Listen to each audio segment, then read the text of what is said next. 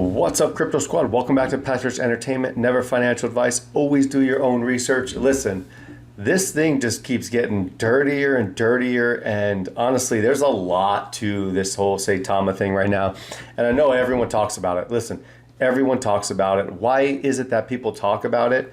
Well, people can reach different people, right? People need to know, and people ask all the time, what is really going on? A lot of people don't have time to jump through Twitter and to read up on cryptos, right? They depend on news from people. And now maybe they shouldn't do that. Yeah, I'll give you that.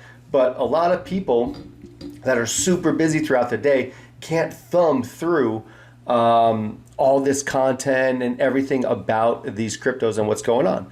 So that's why people go in there and we talk about things that are happening with Saitama. Now, I played that clip the other day regarding Russ with the lies like 3 days later, right? I'm just gonna play it real quick, just so the people that didn't hear, just hear this real quick. I'm gonna play this and then I'm just gonna cut back to. So here it goes. Like, I own plenty of properties and everything I had paid for. So, in reference to how that relates to Saitama, as you guys know, we don't have a marketing wall, so everything that we do is funded out of pocket, right? So this is the interview with Scott Herman where he says everything is funded out of pocket.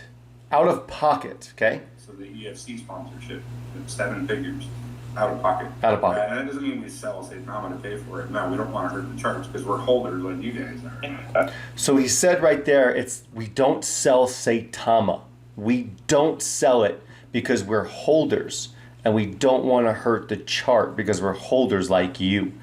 That's an inaccurate statement, and they've been saying this the whole time until the other day they finally said this. That's where it comes from. It comes from our wallet, and so we send it to them. And if we do need to sell some Saitama tokens to pay for something, of course we sell money or swap it very respectively, but it's not so we can cash them out and tell everybody to buy the dip. No, if we do need to swap some tokens, it's to pay for something, for marketing, for sub-services, Saitama.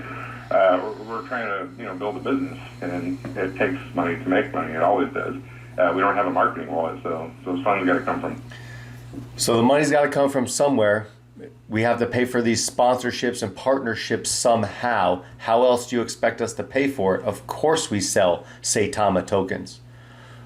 Like, it's crazy because you can tell with certain holders, you can tell them the sky is red, purple. Russ can literally say that, hey, the sky is purple. And people will be like, yeah, I think it is. I think there's a little bit of a purple tint in there. Like, it's absolutely crazy how much control he has over everyone's mind, right? Now, Josh Allen, whether you like him or not, whatever, he's really uncovering a lot of stuff on Saitama. And he's just dishing it out there. Now, people are hating this guy. But it seems like every time someone has something truth about Saitama, people just hate and hate and hate. Instead of saying, oh, wow, that's really interesting. Now that I have that in my mind, I can make a decision whether I want to stay with him or not. And that's, at the end of the day, that's what you're doing, right? You're taking information that people are finding and saying, hey, okay, I actually do trust this project, so I'm going to continue. Or, wow, that opened my eyes, I'm out, right? So no one's saying sell, just listen, here's some information. Now, if the company came out and said, we're on 35 new exchanges and we do videos on, hey, they're on 35 exchanges, is that going to get a lot of hate as well? I mean, that's a fact. If it comes out as a fact, if it's positive, we don't get hate. If it's a fact that's negative that comes out, we get hate, right? So Josh is saying you're looking at how 2.7 quadrillion or 4.4 post-burn tokens were divided up among children wallets to evade detection. So there's a bunch of little accounts that money's getting funneled through, or coins are getting funneled through. Some wallets funded untraceable. Where did it start? The deployer wallet. The deployer wallet. No airdrops, all individual transactions. The deployer wallet didn't want to record a large number of transactions, so it used a middleman. This is the middleman. This right here is the middleman. okay? The OXE14, right? That's the middleman, OXE14, okay?